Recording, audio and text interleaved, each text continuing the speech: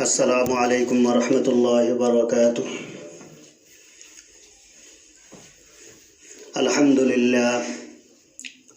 আলহামদুলিল্লাহি নাহমাদুহু ওয়া নাস্তাঈনুহু ওয়া নাস্তাগফিরুহু ওয়া নু'মিনু বিহি ওয়া নাতাওয়াক্কালু আলাইহি ওয়া নাউযু বিল্লাহি মিন শুরুরি আনফুসিনা ওয়া মিন সাইয়্যাতি আ'মালিনা।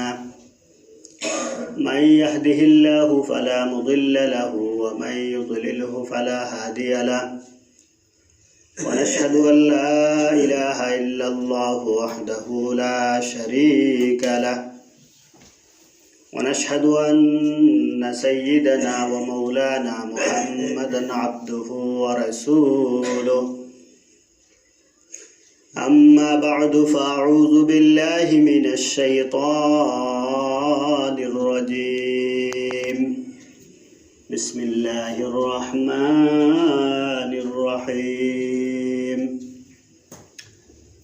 وأمر أهلك بالصلاة واصطبر عليها لا نسألك رزقا نحن نرزقك والعاقبة للتقوى. صدق الله مولانا العظيم. صلى الله على سيدنا ومولانا محمد وعلى آله وأصحابه وسلم.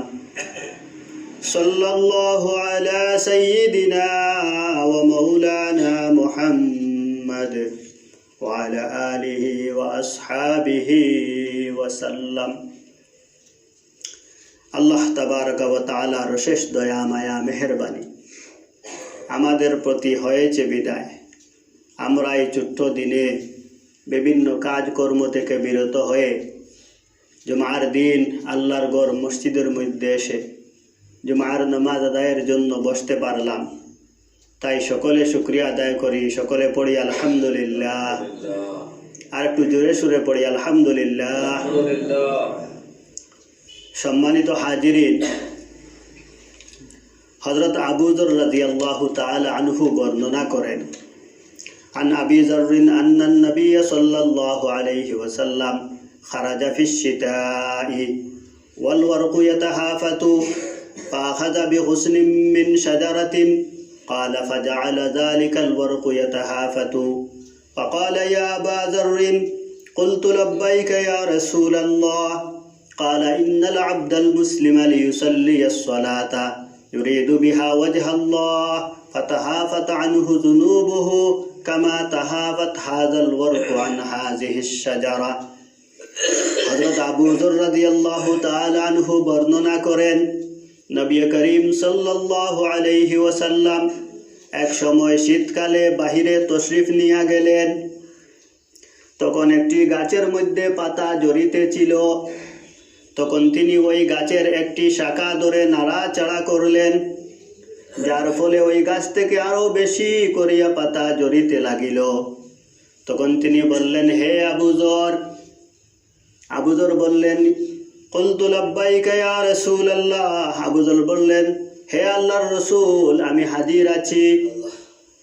বিশ্বনবী সাল্লাল্লাহু আলাইহি ওয়াসাল্লাম বললেন, ইন্নাল আবদাল মুসলিমা লিয়ুসাল্লিয়াস সালাতা, যখন কোনো মুসলিম বান্দা 5 ওয়াক্ত নামাজ আদায় করে, ইউরিদু বিহা ওয়াজহাল্লাহ, আল্লাহ তাআলাকে রাজি এবং খুশি করার উদ্দেশ্যে, ফাতাহাফাত আনহু যুনুবুহু, তখন তার জীবনের পাপ সমূহ ওইভাবে জড়িয়ে পড়ে, কামা তাহাফাত হাযাল ওয়ারকু আন হাযিহিশ শাজারা, যেইভাবে ওই গাছের পাতাগুলি জড়িয়া পড়িতেছে।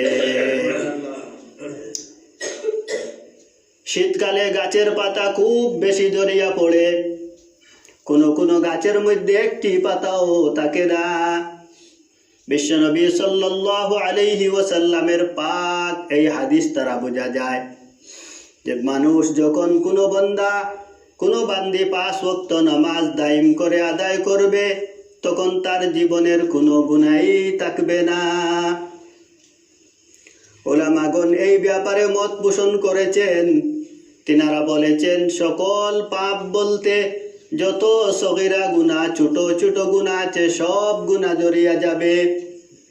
আর বড় গুনাহগুলি মাফ পাওয়ার জন্য তওবা জরুরি। আবার কিছু কিছু উলামায়ে কেরাম মত পোষণ করে বলেছেন নামাজের মধ্যে তওবা নিহিত রয়েছে, এই জন্য নামাজ আদায় করলে জীবনের সমস্ত গুনাহগুলি জড়িয়ে যেতে পারে। অন্য একজন সাহাবী বর্ণনা করেন, তিনি বলেন 5 ওয়াক্ত নামাজের মধ্যে এক ওয়াক্ত নামাজ থেকে আরেক ওয়াক্ত নামাজের মধ্যবর্তী সময় হলো কাফারা।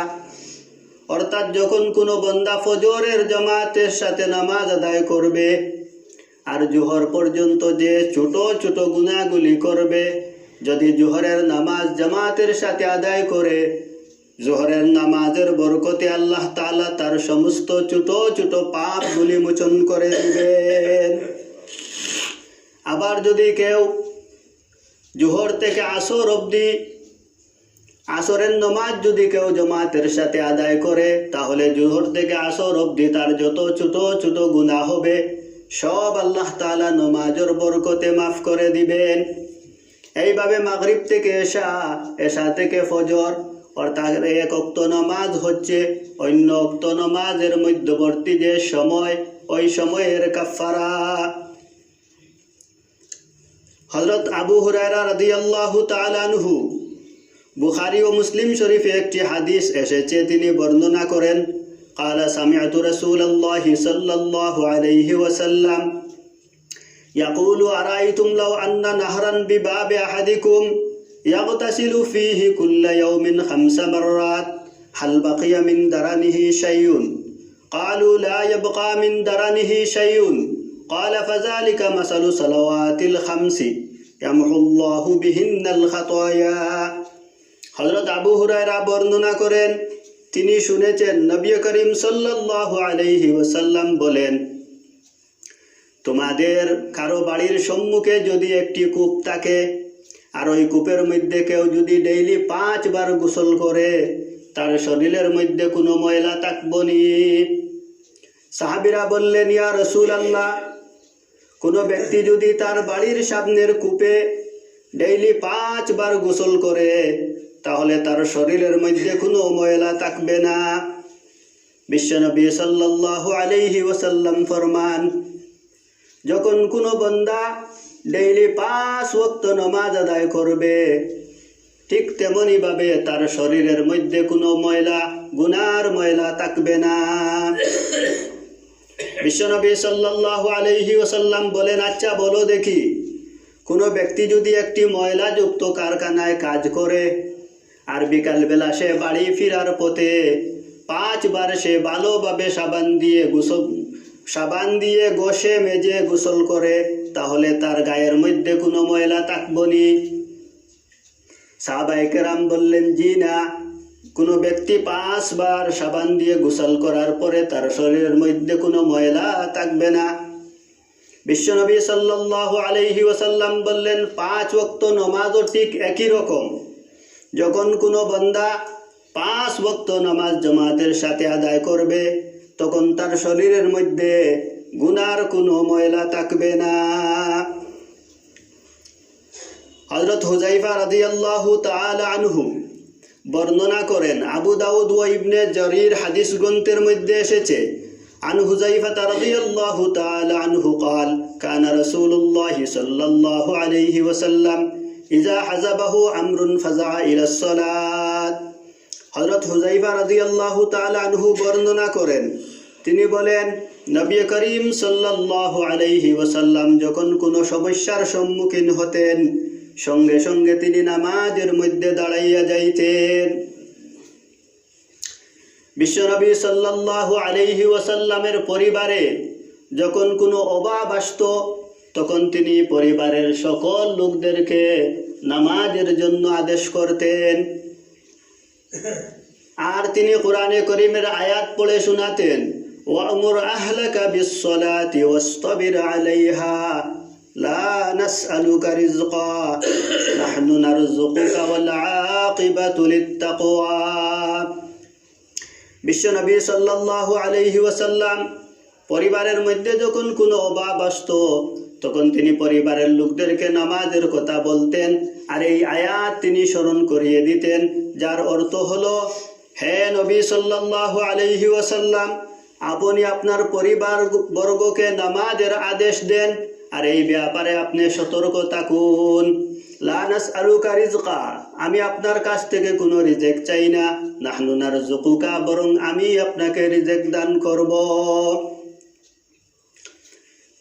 অন্য একজন সাহাবী বলেন, যখন মদিনার মধ্যে জোর তুফান আসতো তখন বিশ্বনবী সাল্লাল্লাহু আলাইহি ওয়াসাল্লাম মদিনা মনোয়ারার মসজিদের মধ্যে চলে যাইতেন আর যতক্ষণ না পর্যন্ত ঝড় বৃষ্টি থামে ততক্ষণ পর্যন্ত তিনি নামাজের মধ্যে থাকতেন।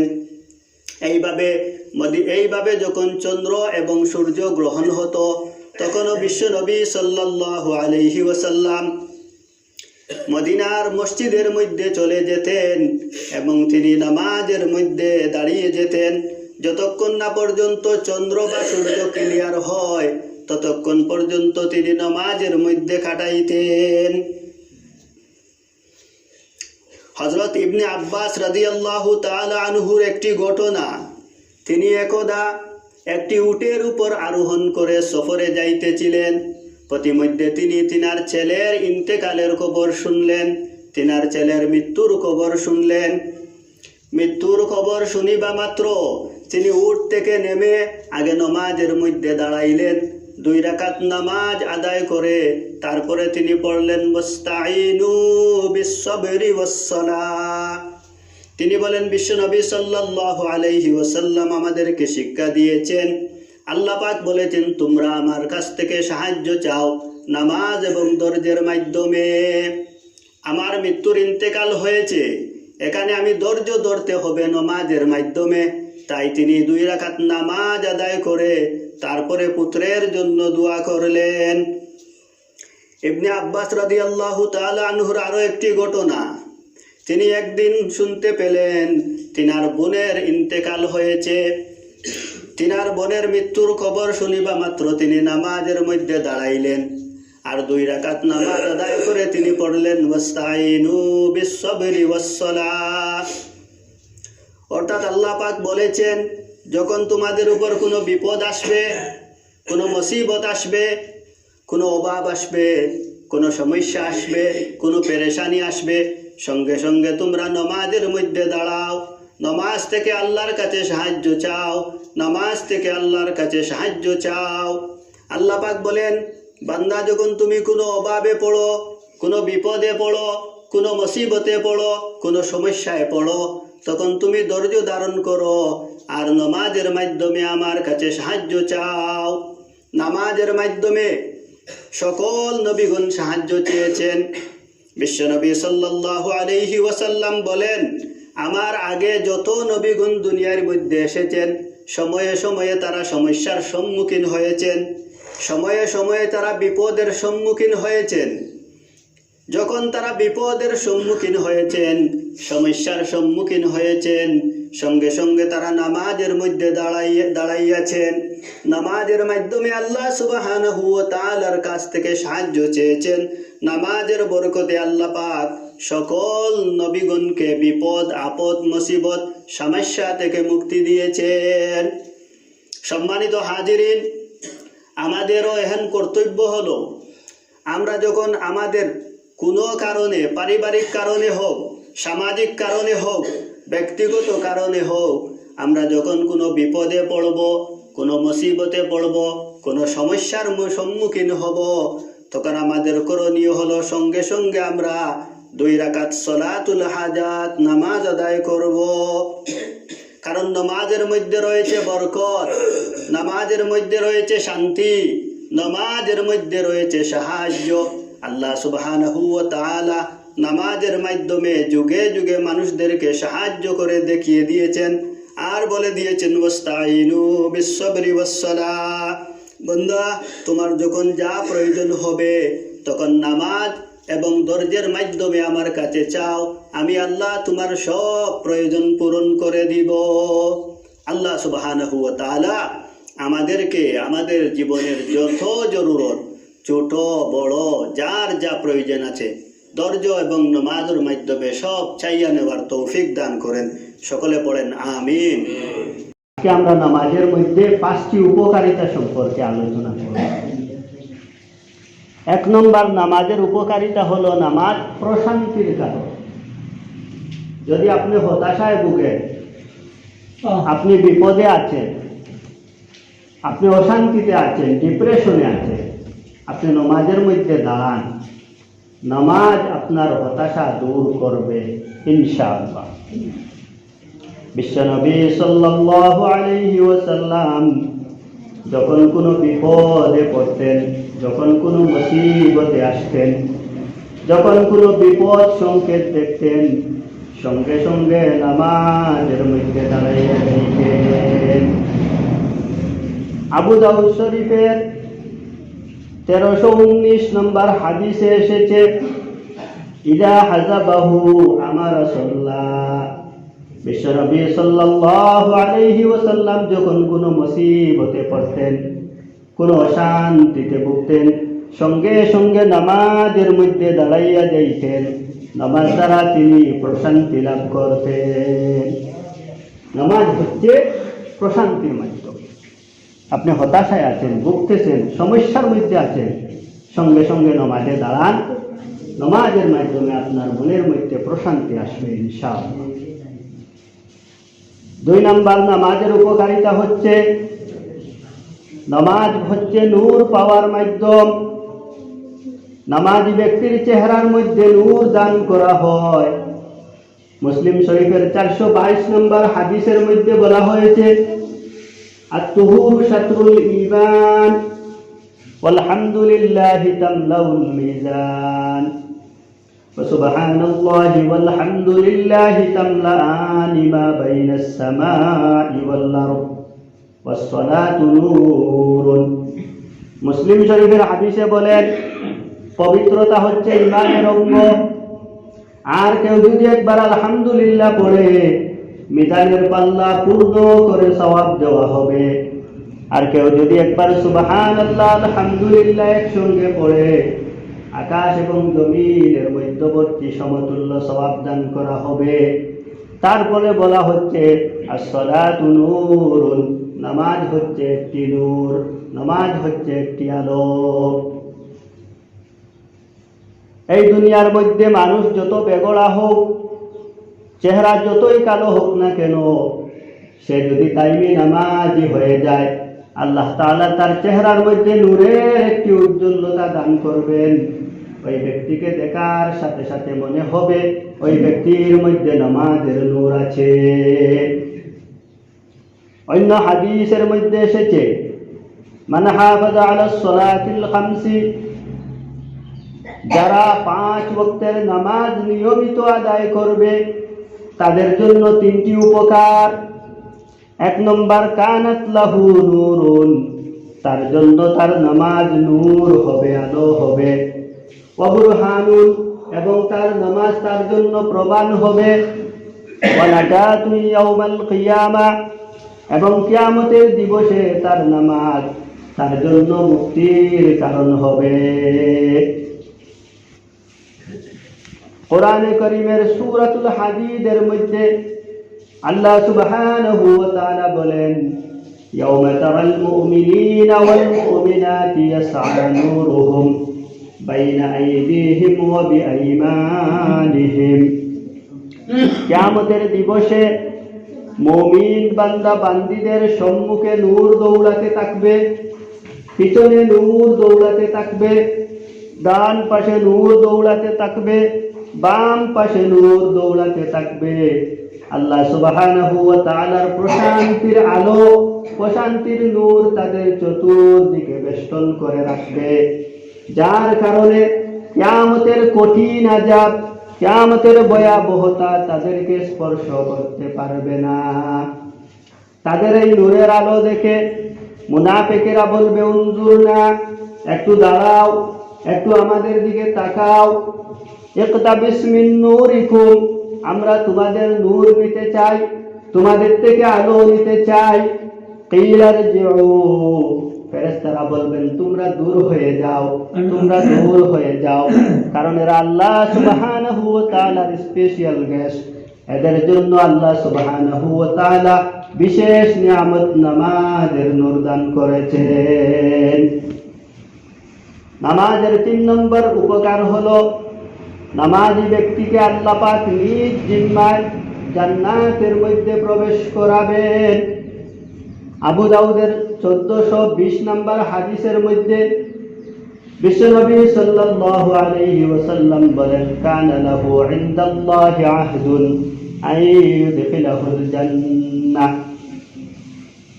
যারা সঠিকভাবে 5 ওয়াক্ত নামাজ আদায় করবে তাদেরকে আল্লাহ তাআলা নিজ জিম্মায় জান্নাতে প্রবেশ করাবেন। নামাজের 4 নম্বর উপকার, নামাজি ব্যক্তির হিসাব যদি সঠিক হয় বাকি সব আমল সঠিক হিসাবে ধরা হবে। নাসাই শরীফের 466 নম্বর হাদিসে আল্লাহর নবী সাল্লাল্লাহু আলাইহি ওয়াসাল্লাম বলেন, ইন্না আউওয়ালা মা ইউহাসাবু বিহিল আবদু ইয়াওমাল কিয়ামাতি সালাতুহু আইন সালাহাত সালাহা সাইরু আমালিহি ওয়া ইন ফাসাদাত ফাসাদা সাইরু আমালিহি। কিয়ামতের দিবসে বান্দার সর্বপ্রথম হিসাব হবে নামাজের। ফাইন সালাহাত, যদি কারো নামাজের হিসাব সঠিক হয়ে যায়, সালাহা সাইরু আমালিহি, তার সমস্ত ইবাদত সঠিক বলে গণ্য করা হবে। ওয়া ইন ফাসাদাত, কারো যদি নামাজের হিসাবের মধ্যে গড়মিল হয়ে যায়, ফাসাদা সাইরু আমালিহি, তার সমস্ত আমলকে গড়মিল হিসাবে গণ্য করা হবে। এই জন্য নামাজ সব ইবাদত সঠিক হওয়ার কারণ। আপনি যদি দুনিয়ার সমস্ত ভালো ভালো কাজ করেন আর নামাজ আদায় করেন না, তাহলে আপনার কোনো কাজে আসবে না। আপনি যদি নামাজ আদায় করেন আর সঙ্গে নফল ইবাদত করেন, তাহলে নামাজের বরকতে আপনার নফল ইবাদত কাজে আসবে। নামাজের 5 নম্বর উপকার হলো নামাজ মানুষকে অস্থিরতা থেকে দূরে রাখে। নামাজি ব্যক্তি অস্থিরতা, বিষণ্ণতা, ডিপ্রেশন থেকে দূর হয়ে যায়। কোরআনে কারীমের সূরাতুল মাআরিজ আয়াত নম্বর 19, 20, 21 আল্লাহ তাআলা বলেন, ইন্নাল ইনসানা খুলিকা হালুআ ইযা মাসসাহুশ শাররু জাযুআ ওয়া ইযা মাসসাহুল খায়রু মানুআ। আল্লাহ তাআলা বলেন, ইন্নাল ইনসানা খুলিকা হালুআ, নিশ্চয় আমি মানব সম্প্রদায়কে অস্থির বানিয়ে সৃষ্টি করেছি। ইযা মাসসাহুশ শাররু জাযুআ, যখন মানুষ কোনো বিপদে পড়ে তখন অস্থির হয়ে যায়। ওয়া ইযা মাসসাহুল খায়রু মানুআ, আর যখন মানুষ কোনো উপকার পায় তখন মানুষ কৃপণ হয়ে যায়। ইল্লাল মুসাল্লিন, তবে শুধুমাত্র নামাজি ব্যক্তিরা, তারা বিপদের সময় অস্থির হয় না আর ভালোর সময়ও তারা কৃপণ হয় না। তাদেরকে নামাজ অস্থিরতা, কৃপণতা, যাবতীয় কুকাজ থেকে বিরত রাখে।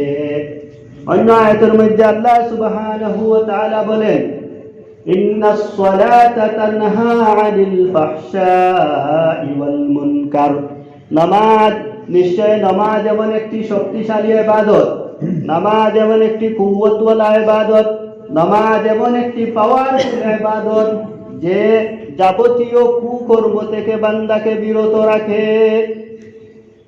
এই জন্যে আপনার আমার নামাজ সঠিক নামাজ হতে হবে, শুদ্ধ নামাজ হতে হবে। নামাজের জায়গায় নামাজের যত রুকু, যত আরকান, যত হুকুম আছে সব শুদ্ধভাবে আদায় করতে হবে। নামাজের মধ্যে দাঁড়াতে হবে সঠিকভাবে, নামাজের মধ্যে সূরা কিরাত পড়তে হবে শুদ্ধভাবে, নামাজের মধ্যে রুকু করতে হবে শুদ্ধভাবে।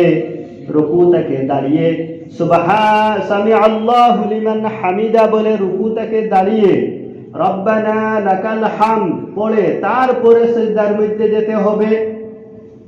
2 সিজদার মধ্যে পার্থক্য হলো হাত উঠানো। নামাজের মুসল্লার মধ্যে হাত রেখে মাসাইলে নামাজ কিতাবের মধ্যে লেখা হয়েছে, নামাজের মুসল্লায় হাত রেখে একসাথে কেউ যদি 100টা সেজদা করে তার একটা সেজদা লেখা হবে। দুই সেজদার মধ্যে পার্থক্য হলো হাত উঠানো। একবার হাত নামাজের মুসল্লায় রেখে সেজদা দিয়ে আবার হাত উঠিয়ে হাঁটুর মধ্যে রেখে তারপরে আবার দ্বিতীয় সেজদায় যেতে হবে। এইভাবে নামাজের রুকুন, নামাজের আরকান, নামাজের হুকুম যদি শুদ্ধভাবে সঠিকভাবে আদায় করেন তাহলে নামাজ আপনার জন্য প্রশান্তির কারণ হবে, নামাজ আপনার জন্য নূর হবে, নামাজ আপনার জন্য প্রমাণ হবে, নামাজ আপনার জন্য কিয়ামতের দিবসে মুক্তির কারণ হবে। নামাজ আপনাকে অস্থিরতা, বিষণ্ণতা, ডিপ্রেশন থেকে দূরে রাখবে। আর আপনার নামাজ যদি সঠিক শুদ্ধ নামাজ হয়ে যায়, আল্লাহ সুবহানাহু ওয়া তাআলা নিজ জিম্মায় আপনাকে জান্নাতে প্রবেশ করাবেন। আল্লাহ সুবহানাহু ওয়া তাআলা আমাদেরকে শুদ্ধভাবে সঠিকভাবে নামাজ আদায় করার তৌফিক দান করেন। আর পুরুষের নামাজ হলো মসজিদের মধ্যে নামাজ। মসজিদের অর্থ হলো সিজদা দেওয়ার জায়গা। পুরুষের নামাজ মসজিদের মধ্যে জামাতের সাথে নামাজ। আল্লাহ সুবহানাহু ওয়া তাআলা বলেন, ওয়ারকাউ মা'আর রাকিঈন, হে পুরুষেরা তোমরা জামাতের সাথে নামাজ আদায় করো।